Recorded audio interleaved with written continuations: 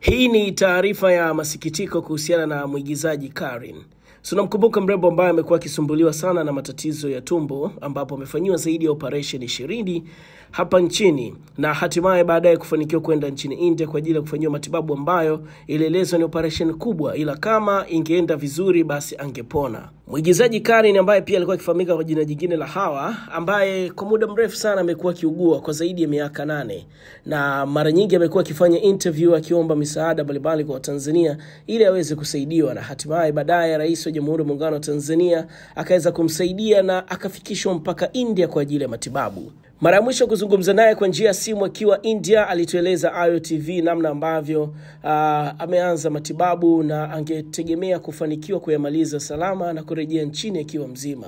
Lakini pia utakumbuka miaka 2 iliyopita tuliwahi kuzungumza naye akieleza namna ambavyo tumbo lake lilivyokuwa likimsumbua, mateso ambayo alikuwa akiyapata, lakini ilitokana na yeye kudai ya kwamba aliwahi kuota usiku akichomwa kisu tumboni, na alipoamka akakuta hali sio mbaya, ndipo ambapo matatizo ya tumbo yalianza na mpaka kufanywa hizo operation zote. Sasa leo hii tumepokea taarifa ya huzuni ambapo inaeleza kwamba Karen amefariki dunia akiwa kule nchini India. Ayo TV tunaendelea kufuatilia vizuri na tutakufahamisha hapa kuhusiana na taratibu nyingine za mazishi, lakini pia na hata kuwasikia ndugu zake kuhusiana na kifo hiki.